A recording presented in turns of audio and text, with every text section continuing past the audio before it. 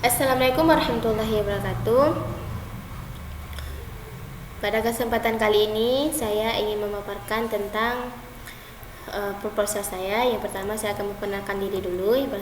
Nama Ria Hurifka. Saya ini jurusan dari Tadris Matematika dan semester 7. Judul proposal saya yaitu tentang dampak pembelajaran online selama masa pandemi COVID-19 terhadap kegiatan belajar matematika di SMP Negeri 11 Loksmawe. Yang pertama, kita akan menjelaskan yaitu tentang di latar belakang masalah. Poin yang pertama yang jadi di latar belakang masalah yaitu tentang pembelajaran. Baik, pembelajaran matematika. Kita belajar matematika biasanya lebih enak itu langsung karena misalkan tidak paham langsung kita tanyakan ke guru-guru.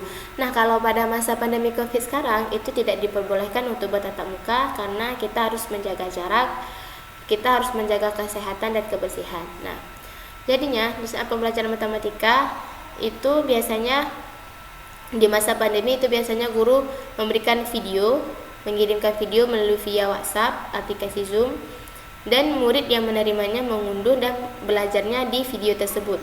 Banyak kendala yang terjadi yaitu kurang paham dengan materi yang diberikan oleh di video dan juga waktunya terbatas. Karena biasanya kalau pandemi ini kita belajarnya dari jam 8 sampai jam 11 sehingga waktunya terbatas.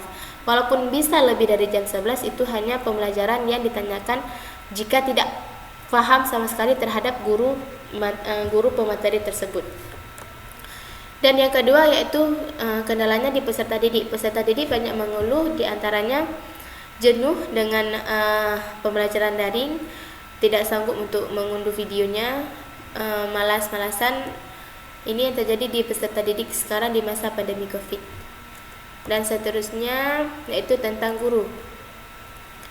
Kendalanya guru harus rajin-rajin memegang smartphone untuk mengirimkan tugas, harus rajin-rajin membalas via WhatsApp murid jika mereka ingin bertanya, dan biasanya guru juga aktivitasnya banyak yang lain sehingga terbuang sia-sia hanya dengan memegang smartphone untuk membahas materi dan membalas chatting peserta didik jika mereka tidak paham. Dan yang keempat itu tentang orang tua. Banyak orang tua yang sekarang tidak memahami internet. Banyak orang tua sekarang yang mengetahui internet ini hanya untuk game, tapi sekarang internet ini digunakan untuk pembelajaran. Nah, orang tua biasanya kendalanya itu tidak bisa membelikan smartphone untuk anak-anaknya. Karena jika ada di rumah tangganya ada 3 orang anak, berarti harus memberikan 3 orang itu smartphone supaya lebih mudah pembelajaran. Itu banyak kendalanya di orang tua. Dan yang terakhir itu di kuota internet. Banyak kuota internet yang dihabiskan untuk mengunduh video, membuka aplikasi Zoom, membuka YouTube, membuka Google untuk mencari pembelajaran. Ini yang menjadi kendalanya kalau di masa pandemi sekarang. Lanjut ke definisi. Baik, definisi pembelajaran daring adalah pembelajaran yang mampu mempertemukan peserta didik dan guru untuk melaksanakan interaksi pembelajaran dengan bantuan internet. Ini yang penjelasan dari Kuntarto.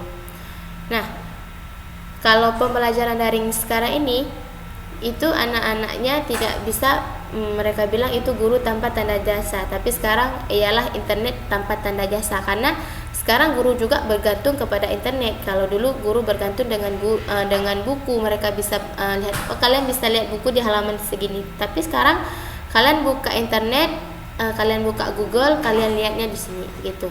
Dan kerjasama baik antara guru, siswa, orang tua siswa ini bisa membuat pembelajaran daring ini lebih efektif dan lebih inovatif gitu. Selanjutnya kita masuk ke metode penelitian.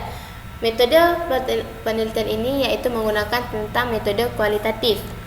Nah, metode ini itu menggunakan studi kasus eksplorasi yang bertujuan untuk mendapatkan informasi bagaimana sih pembelajaran matematika selama pandemi COVID-19.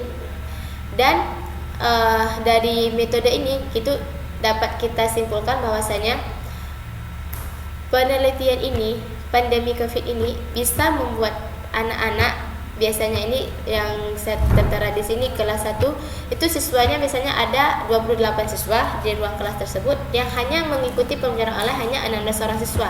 Ini menjadi konflik permasalahan bahwasanya tidak banyak siswa yang mengikuti pembelajaran daring.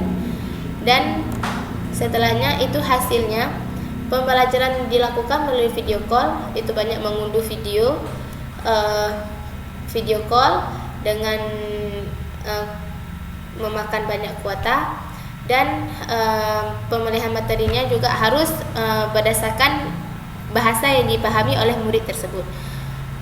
Inilah yang terjadi di hasil penelitiannya. Dan yang lebih penting di masa pandemi sekarang mengurangi tugas, itu yang lebih penting karena supaya pembelajarannya lebih efektif dan efisien aja gitu. Baik, hanya di sini yang dapat saya paparkan tentang judul proposal saya. Jika banyak kekurangan saya mohon maaf. Saya akhiri dengan wabillahi taufiq wal hidayah. Wassalamualaikum warahmatullahi wabarakatuh.